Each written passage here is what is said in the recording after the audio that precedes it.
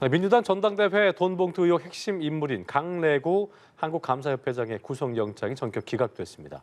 자, 이런 가운데 송영길 전 대표가 오늘 밤 프랑스 파리에서 기자회견을 갖게 되는데요. 네, 오늘 두 분과 관련 내용 짚어보도록 하겠습니다. 예. 오늘 원영섭 국민의힘 공정미디어소위 위원, 설주환 더불어민주당 법률위 부위원장 나오셨습니다. 두 분 안녕하세요. 두 분 어서 오십시오. 예. 자, 2021년 더불어민주당 전당대회 돈봉투 의혹의 핵심 인물이죠. 피의자죠. 강래구 한국감사협회장. 구속영장을 검찰이 청구했는데 어떻게 될까 싶었습니다. 근데 사실 검찰 입장에서는 증거인멸 우려가 있다고 주장한 건데 같은 이제 법을 다루는 법원에서는 증거인멸 우려가 부족하다. 그러니까 이제 기각 사유가 그거였는데 두 분께서 이제 법조인이시기 때문에 두 분의 해석을 좀 들어볼 텐데 먼저 원 의원께서 어떻게 보셨는지 기각 사유 어떻게 보셨는지 들어보겠습니다.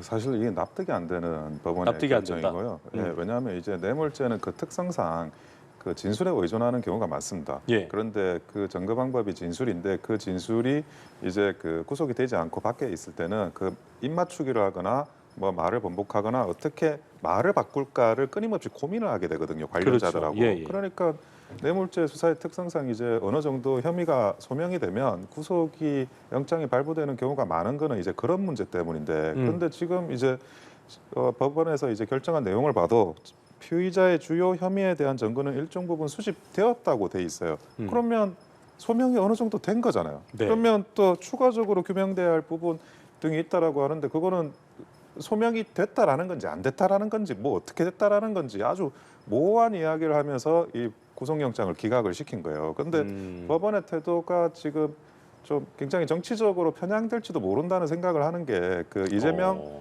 대표에 대한 그 직무정지 가처분이 신청이 됐는데 그게 신문기일이 5월 4일이에요. 6주 만에 신청일부터 6주 만에 그 신문기일이 잡히는 건데 이게 그 전에 이준석 대표가 주호영 비대위의 신문기일 잡힌 그 기간을 보면 8월 10일에 가처분이 신청되고 8월 17일 그러니까 일주일 만에 신문기일이 잡히고 그리고 9일 만에 또 그 인용 결정이 납니다. 그런데 그 두 사안은 굉장히 유사한데 심지어 이재명 대표에 대한 그 직무정지는 형식적인 요건을 갖추지 못해가지고 더 빨리 어찌 보면 그 결정이 나야 될 필요도 있는데 그거는 그렇게 굉장히 민주당한테 유리하게 재판을 또 진행하고 있는 거예요. 그러니까 아니 다른 거를 다 동일하게 하면서 이런 구속영장 기각이 나오면 그러면 아 법원이 무슨 생각이 있겠지 뭐 자료를 안 들여봐서 뭐가 말할 수 없는 부분이 있겠지 이렇게라도 말할 수 있겠지만 명백하게 정치권이 연루된 사건에 대해서 불공정하게 지금 재판을 진행하면서 구속영장까지 기각을 시키면 이건 국민들이 과연 이게 공정하냐라는 생각을 할 수밖에 없다는 거죠. 이게 국민의 인권의 보루가 되는 게 사법부지 않습니까? 그런데 민주당의 당원권을 지키는 보루가 되는 게 사법부가 되면 이게 제대로 된 사법부의 역할이라고 볼 수 있는지 의문이 들 수밖에 없습니다. 어쨌든 이번 기각은 좀 법적인으로 보실 때 약간 이해가 안 된다 말씀이신 맞습니다. 거고. 설주환 변호사의 입장은 어떻습니까? 당초에 네. 뭐 저도 구속영장이 발부가 될 것이다, 인용이 네. 될 것이다라는 생각을 굉장히 저도 하셨어요? 했었어요. 예, 네, 뭐 저 주변에서도 뭐 충분히 다 그럴 것이다 네. 생각을 했었는데 기각된 걸 보고 조금 제가 봤을 때 저는 이 수사가 굉장히 서투르다는 생각이 들거든요. 이게 수사가 서투르다? 조금 이렇게 검찰의 수사가 매끄럽게 뭔가를 증거를 확보, 녹취 파일 외에는 없어요. 특히나 돈봉투 수사 같은 경우가 굉장히 어렵습니다. 검찰에서 하기 싫어하는 수사고요. 과거에 우리가 박기태 전 국회의장이 처벌받았을 때도 두 분밖에 처벌받지 않으셨어요. 돈봉투 관련해 가지고도 그것도 고승덕 전 의원이 받았다라고만 명확하게 얘기했기 때문에 이 부분을 빼고 준 사람에 대해서 그 박기태 전 국회의장만 처벌을 받았던 것이군요. 또 다른 한 분 또 전 의원이 계시긴 합니다만은. 그렇기 때문에 이 돈봉투 수사 같은 경우는 굉장히 어렵습니다. 그리고 지금 특히나 이 수사 같은 경우는 조금 저도 제일 처음에 사건이 터졌을 때와 그다음에 당 내에서 한번 제가 취재 또는 또 이 사건과 관련 있는 분들에게 직접적으로 물어봤었을 때 언론에서 나오고 있는 내용과는 조금씩 다른 부분들이 있더라고요. 그리고 그럴 수밖에 정황을 들어보더라도 좀 이상하다라는 생각이 좀 들었던 부분도 있었습니다. 그래서 그렇더라도 이게 돈봉투 사건이기 때문에 특히나 금전 관련한 사건이기 때문에 법원에서는 굉장히 엄단을 하거든요. 그리고 영장 발부도 잘 되는 편이었고 그런데 제가 봤을 때는 법원에서 현 단계에서는 구속의 사유가 없다라고 본 거거든요. 그렇다고 한다면 검찰이 녹취 파일 외에 다른 어떤 물증을 확보하지 못한 상태에서 성급하게 이건 청구한 것은 아닌가라는 생각이 좀 들어서요. 어차피 지금 검찰에서도 보강 수사를 통해서 아마 재청구를 할 가능성이 있고 또 어떤 그 정치자금법 위반, 이제 정당법 위반 외에 다른 어떤 뇌물건 관련해 가지고 더 추가적인 수사가 될 수가 있기 때문에 좀 그런 부분에 대해서는 지켜봐야 될 것 같은데 저는 이번에 그 검찰이 예를 들어서 혐의점을 두고 있는 게 특히나 뇌물건도 같이 붙였단 말이에요. 네. 근데 뇌물이 300만 원이에요. 저는 좀 이 부분 납득이 좀 가지는 않았어요. 이 부분 뭐 300만 원이 적다면 적고 많다 많을 수 있는 금액입니다만은 만약 뇌물로 받은 금액이 그 정도다 조금 납득하기는 힘들었습니다. 그런 점에서는 전 법원이 아마 현 단계에서는 구속 사유가 조금 충분하다라고 저는 판단한 건 아닌가 싶습니다. 설 부위원장께서는 검찰 수사의 어떤 성급성, 그러니까 영장 청구한 것이 그거에 대한 의견은 어떤 생각이세요? 아 근데 그 뇌물죄나 이런 종류 돈봉투 사건은 핵심이 진술이거든요. 그렇기 때문에 그 녹음 파일이 있다는 거는 그 진술을 뒷받침하는 핵심 증거입니다. 그 녹음 파일을 확보하고 이제 그 구속영장을 쳤는데 다른 증거가 없으면 안 된다라고 하는 거는 그러면 뇌물죄나 무슨 돈봉투 사건 수사를 안 하겠다는 거예요. 그런 사람들에 대해서 나는 영원히 구속 안 할래 이런 식으로 사실 판사나 법원이 선언하는 거나 마찬가지거든요. 그래서 지금 그 증거 자료가 부족하다라는 거 뭐 법원도 증거 자료가 부족하다 말은 안 했어요. 주요 혐의에 대해서 증거 자료 뒷받침 있다고 다 이야기를 했기 때문에 본인도 또 그것도 아닌 것 같고 그러니까 왜 했는지를 좀 분명하게 알겠으면 제가 뭐 법원이 그만한 이유가 있겠지라고 생각하겠는데 그렇게 판단을 내리지는 않은 것 같습니다. 지금까지 검찰의 어떤 수사를 보면 굉장히 좀 빠르게 진행이 됐잖아요. 압수수색부터 영장 청구까지. 근데 어쨌든 이게 기각이 됨으로써 검찰의 어떤 수사 방향과 속도에도 좀 영향을 주겠습니까? 이게 그 이정근 위에 강내구가 있고 강내구 위에 송영길이 있는 건 아니고요. 그 이정근 또 부총장을 했고 그 송영길 대표하고 이제 직접 이런 여러 가지 대화를 나눌 기회가 많은 포지션이었거든요. 그래서 그 강내구가 구속영장이 발부되지 않았다 그래가지고 뭐 방향이 바뀌진 않을 것 같은데 어쨌든 당장은 그 보강 수사를 해서 강내구에 대한 구속영장을 재청구할 것 같아요. 왜냐하면 그 녹취 파일이 이제 3만 개인데 그 중에 한 5천 개 정도 깠다고 하는데 그 2만 5천 개를 까다 보면 새로운 녹취나 그런 진술들이 계속 나올 거거든요. 그런 것들을 보완해 가지고 그 구속영장을 재청구하지 않을까 싶고 근데 녹취 파일이 너무 많아가지고 그 듣는 데 시간이 좀 걸릴 것 같아요. 일단은 그렇기 때문에 이제 오늘 밤에 송영길 전 대표가 파리에서 무슨 이야기를 할지도 관심이 모아지고 있는데 일단은 뭐 기자회견을 하니 많이 뭐 네. 조기 귀국을 하니 많이 여러 이야기가 있었습니다만 일단은 기자회견을 하는 걸로 정해졌거든요. 어떤 네. 이야기가 좀 나올 거라고 보세요? 아무래도 뭐 일단 정치적인 책임을 일단 본인이 어느 정도는 부담을 해야 된다는 어떤 그런 부분도 있을 수도 있을 것 같고요. 그다음에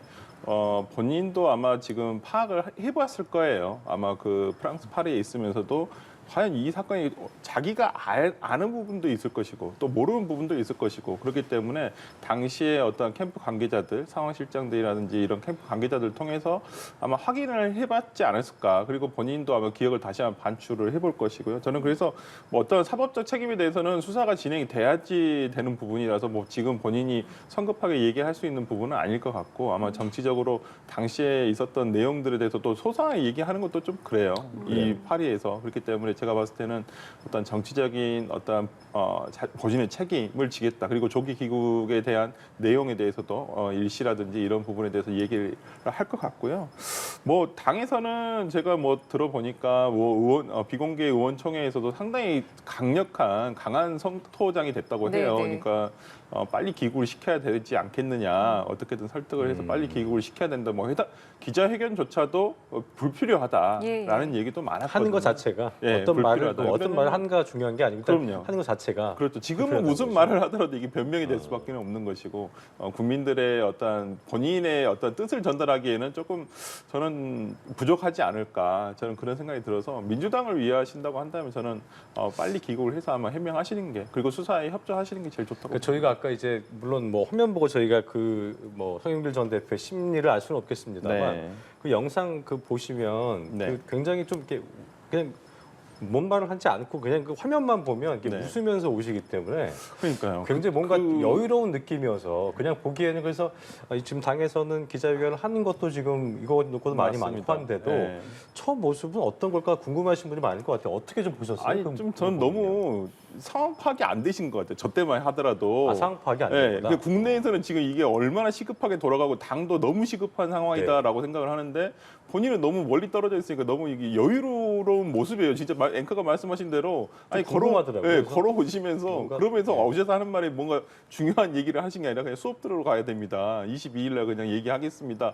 라고만 하고 가셨거든요. 저것도 물론 사전에 기자들에게 공지가 된 거라고 하더라고요. 자기가 지하철역에서 나오면 저는 스케치를 하는 형식으로 인터뷰를 했으면 좋겠다라고 하는데 저는 그렇다고 한다면 어떠한 당시에 어떠한 조기 귀국에 대한 얘기를 한다든지 네. 좀 정치적인 어떤 발언을 하셨어야 되는데 그냥 전혀 저런 게 없어서 저도 보면서도 도대체 지금 저 화면이거든요. 네, 맞습니다. 네, 아니 보시죠. 저렇게 웃고 계실 때가 아니에요, 실제적으로. 그래서 왜 저러고 계시지? 좀 이해할 수가 없었어요. 솔직히 말씀드리면 이해할 수가 없었고 아니면 무슨 말씀이라도 하셨어야 되는데 그냥 22일 날 하겠습니다라고 하고 웃고 그냥 수업 들으러 가겠다고 하고 가서 네. 아니 지금 이 상황에 수업 그거 하나 듣고 강의 하나 하는 것이 중요한 게 아니지 않습니까? 이게 본인이 정기적으로 하는 수업이랑 강의도 아닐 뿐더러 그래서 저는 굉장히 저 상황에 대해서는 좀 이해할 수도 없고 솔직히 좀 송영길 대표님이 원래 저러신 분은 아니었는데 네. 조금 뭐 본인이 당황하신 것인지 아니면 본인도 상황을 정확하게 다 파악을 못하고 있었지는 않았을까라는 생각이 좀 들어서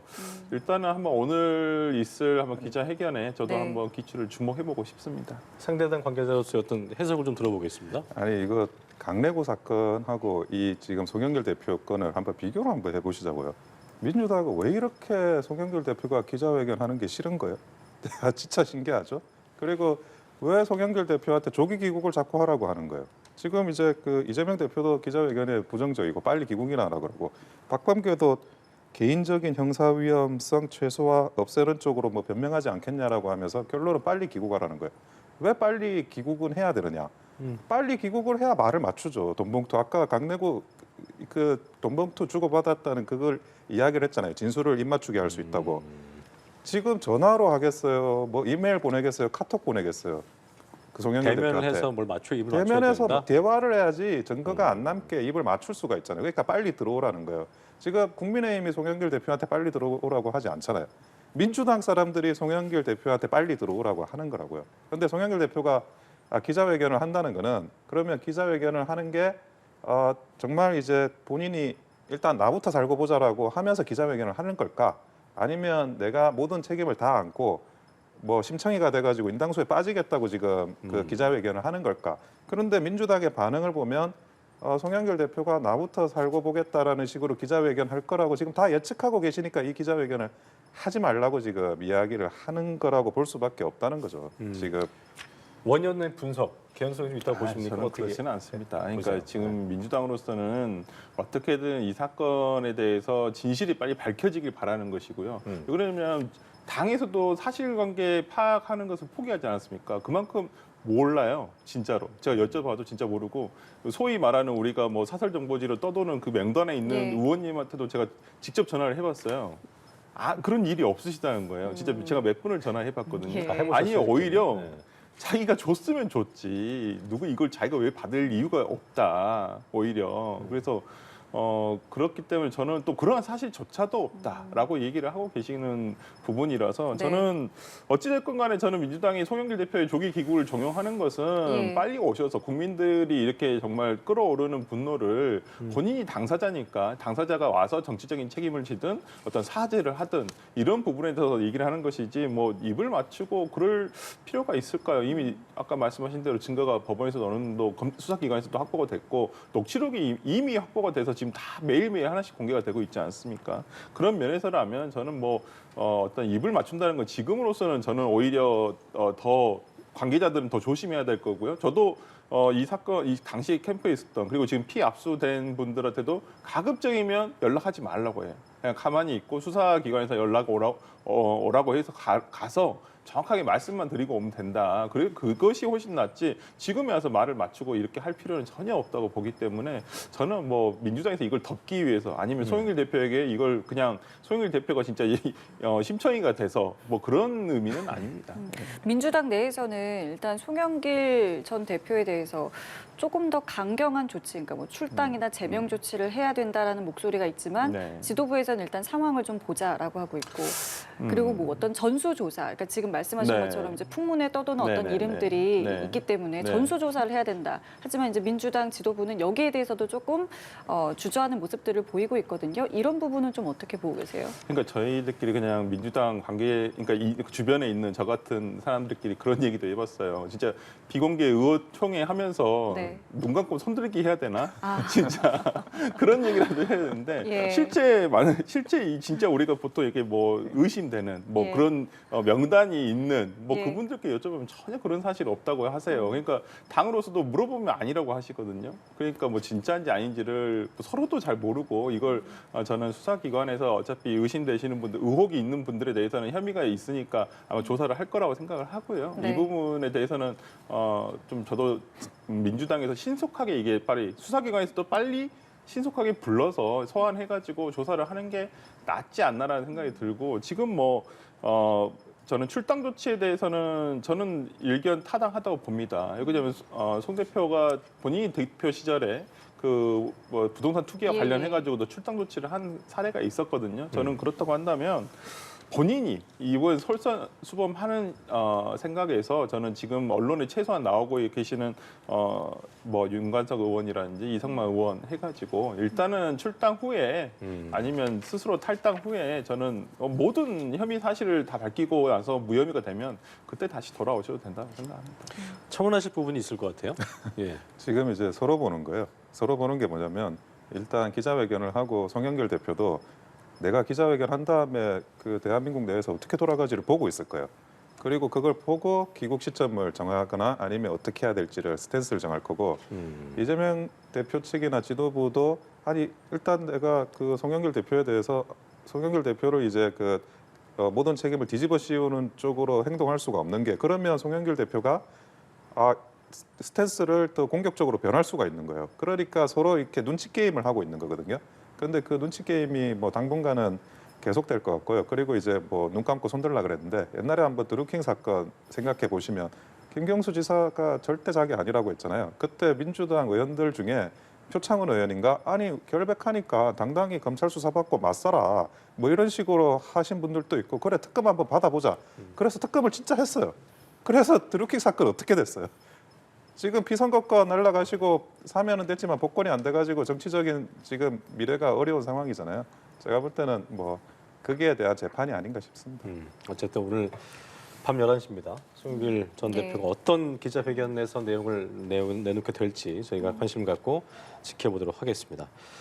자, 주제를 좀 바꿔서 국민의힘이 인천 미추홀구에서 전세 사기를 벌인 이른바 건축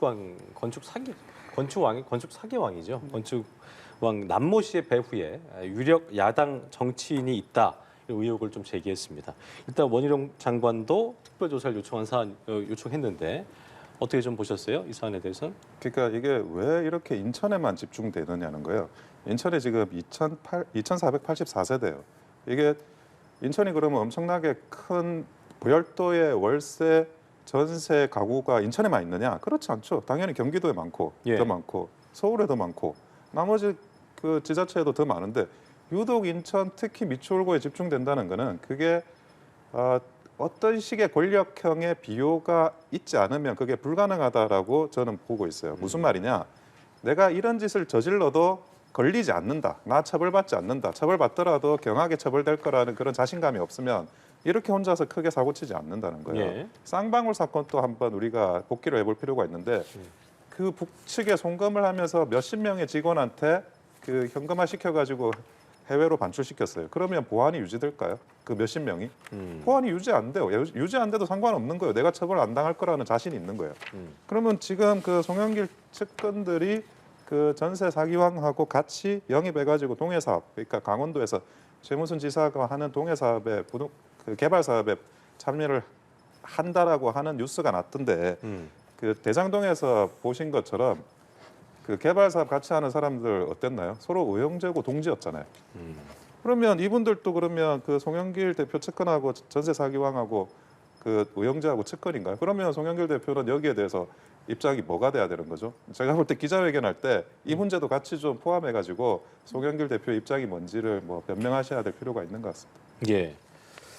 어떻게 보셨어요? 예, 저는 좀 국민의힘 의원들, 국민의힘이나 아니면 저 원희룡 장관도 그 피해자 대책위의 어떤 그 위원장이신 분의 어떤 인터뷰 내용을 좀 들었으면 좋겠어요. 저 들어봤는데 이걸 왜 정치적으로 이걸 이용하려고 하느냐. 이 사건의 본질은 피해자의 전세 사기로 인해서 피해자가 발생을 했고 지금 이 피해자들이 지금 긴급하게 이 부분에 대책을 마련해 달라는 것인데 이 사람들 배후에 누가 있건 간에 예를 들어서 당연히 위법적인 내용이 있고 그러면 당연히 처벌해야죠. 수사 열심히 해가지고 처벌하는 거 그걸 누가 막습니까? 당연히 국민들에게 시민들에게 피해를 주고 위법하게 돈을 벌고 범죄 수익을 얻는 자들에 대해서는 당연히 엄벌을 쳐야죠. 하지만 이러한 것이 오히려 이런 정치적인 뭐 상대 뭐 민주당을 어떻게 더 이런 식으로 해가지고 정치적으로 뭐 타격을 주기 위해서 악용을 한다는 생각밖에 들지 않거든요. 예. 지금은 다 좋습니다. 뭐 건축 저는 왕이라는 표현을 하기도 좀 그런데 건축 악덕업자인데 이런 분들이 전세 사기를 통해서 범죄를 저질렀고 이런 부분에 대해서는 철저하게 수사를 해서 엄벌을 쳐야 되고요. 그 뒤에 정치인이 있으면 이 정치인과 연결해가지고 어떠한 위법이 있는지는 수사기관에서 통합됩니다. 네. 대신 그런 부분보다는 오히려 이런 것들이 뉴스가 돼서는 안 되고요. 예. 지금 피해자들에 대해서 어떻게 긴급하게 구호 조치를 할 것인가 이런 부분에 대해서 지금 뉴스들이 나와야 되고 정치권이라든지 원장관이라든지 이런 부분에 해결책을 제시하는 것이 더 급한 일이지 오히려 이렇게 뭐 정치인이 배후에 있어서 이렇게 흘리는 것은 저는 오히려 본질을 허도하는 것이라고 봅니다. 자, 조금 전 들어온 속보를 좀 전해드리고 저희가 대담을 이어가도록 하겠습니다. 지금 뭐 저희가 앞서 헤드라이너도 전해드렸었는데 지금 군벌 간의 유혈 충돌 사태가 벌어지고 있는 수단에서 우리 국민이 군수송기로 철수를 준비하고 있는 상황인데 이 관련해서 윤 대통령이 오늘 수단 유혈 사태 관련 보고를 받았습니다. 오만에 있는 청해 부대를 수단 인근 해역으로 급파하도록 지시했다는 소식이 조금 전 들어왔습니다. 네, 오전에는 또 수단 주재 우리 교민의 안전 확보를 위해서 국가안보실 2차장 주관으로 관계기관 상황평가회의도 열었는데요. 예. 이보다 자세한 소식이 들어오게 된다면 다시 한번 전해드리도록 하겠습니다. 네. 두 분과 대담을 좀 이어가겠습니다. 이번에는 이 질문 좀 드릴게요. 이제 오는 27일 본회의에서 민주당과 정의당이 이 쌍특검 패스트트랙 지정을 추진하고 있는데 국민의힘은 이제 이게 돈봉투 사건을 이제 덮기 위한 것이다라고 이야기를 하고 있습니다. 일단은 이 두 움직임을 좀 어떻게 보고 계시는지요? 지금 민주당이 그 패스트트랙 지금 올리고 있을 땐가 그렇게 한가할 때인지 지금 이해가 안 되고 그리고 이제 그 특검이라는 게 결국 법률 제정하는 특검법의 제정 형식으로 진행을 하는 거거든요. 예. 그래서 그 대통령의 거부권 대상이에요. 그러니까 그 특훈이 없거나 명분이 없는 특검법은 당연히 그거는 그 대통령께서 거부권을 행사하셔야 되고요. 그리고 지금 현재 민주당이 그 어떤 뭘 정의를 말할 수 있는 정당성을 갖추려면 본인이 정의로운 최소한의 그런 자격을 갖춰야 되는데 지금 돈봉투 문제 가지고 뭐 기획수사니 뭐니 사과를 했다가 기획수사라고 비난을 했다가 지금 하나로 통일되지 못하고 왔다 갔다 지금 하지 않습니까? 근데 특검이라는 게 그 굉장히 특별한 어찌 보면 시국 상황에서 그 진행되는 중대한 조치인데 결국 그 어떤 자기들의 일어나는 이런 그 내란 상황을 좀 그 덮어보려고 하는 그런 정치적인 제스처에 불과하다고 생각이 됩니다. 특검을 하기에는 좀 무리한 시기이다라는 지적이신데요. 뭐 이 특검법이 패스트트랙으로 간다는 것은 법사위를 통과하기 힘들다는 것이 어느 정도 정의당이 이제까지 계속 검찰의 수사를 지켜보겠다. 뭐 제일 처음에는 2월 말까지 지켜보겠다. 그러다 3월까지 기다려보겠다고 했었어요. 그 민주당은 계속 기다렸습니다. 정의당에게 어느 정도 이 부분에 대해서 민주당이 혼자 밀어붙이면 또 똑같은 얘기, 지금도 뭐 똑같은 얘기, 방탄 특검이라고 하는데 도대체 그 국민의힘에서는 언제까지 이 방탄이라는 단어를 하는 것인지 어차피 특검은 50억 특검은 국민적 분노가 있었던 사건 아닙니까? 곽상도 부자가 1심에서 무죄를 받았어요. 아예 아들은 기소조차도 안 됐고요. 이제 지금 예. 수사는 하고 있습니다만은 저는 이런 부분에 대해서 좀 필요하다고 보고요. 저는 어차피 이 부분 뭐 당장 패스트트랙으로 올린다 그래서 뭐 당장 특검이 되는 것은 아니니까 특검으로 통과가 되는 것은 아니기 때문에 좀 기다려 봐야 된다고 생각을 하고 이렇다고 한다 손 치더라도 돈봉투는 돈봉투대로 수사를 하고요. 네. 그다음에 이 특검과 관련해 가지고는 정의당에서도 충분히 기다렸던 문제, 그다음에 민주당에서도 이걸 계속 기다리면서 같이 하기를 야당이 공조하기를 바라고 있었던 부분이기 때문에 저는 국민의힘에서나 검찰에서 이 부분에 대해서 비난하기에는 너무 시간을 많이 가져갔었다라고 생각합니다. 예. 그리고 이런 이야기도 있었습니다. 이 돈봉투 의혹과 관련해서 왜 이 시점에 이제 나왔느냐, 이것이 이제 기획 수사가 아니냐라는 네. 어떤 민주당의 일각의 주장에 대해서 한동훈 장관이 네네.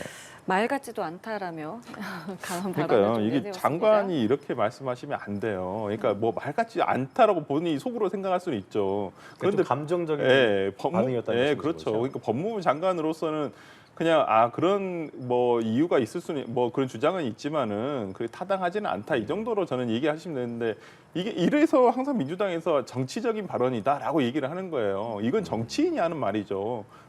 국민의힘 의원이 이렇게 얘기하면 그럴 수도 있다 이렇게 생각하겠지만은 일국의 법무부 장관 아니십니까? 그러면 저는 좀 품격 있게 이렇게 야당에서 나온 얘기 아니면 어떤 비난의 얘기 뭐 듣기 싫을 수도 있고 뭐 본인이 거슬릴 수도 있죠. 하지만 그렇다 해서 법무부 장관이 그걸 가지고 그냥 말 같지도 않은 소리다 이렇게 얘기를 하는 건 글쎄요. 뭐 본인의 품격을 스스로 깎아먹은 것은 아닌가 싶습니다. 어떻게 좀 어떤 의견이세요? 아니 얼마나 말 같지 않으면 장관이 그런 말을 하겠습니까? 지금 제가 이제 저번 주에 연합뉴스에서 그 말한 일을 한 10번쯤 이게 박모 씨라는 사업가의 수행비서 정모 씨의 자발적인 제보로 이루어진 거라고 여러 채널로 한 10번은 이야기한 것 같아요. 그런데 예. 그걸 듣기 싫어. 그냥 귀 막고 이거는 검찰의 기획수사다. 이런 식으로 계속 몰고 가고 싶은 거예요. 근데 검찰에서 돈을 주라고 시켰어요. 뭐 돈을 받으라고 시켰어요. 녹음을 하라고 시켰어요. 뭘 어쨌다는 건지 모르겠어요. 그러니까 어떻게 기획을 어떻게 했길래 어느 대목이 검찰의 기획 부분이냐. 본인들도 지금 그 정치적 관행이라고 이야기했잖아요. 정치적 관행이라고 이야기했으면 돈 주고 받은 걸 인정을 한 거예요.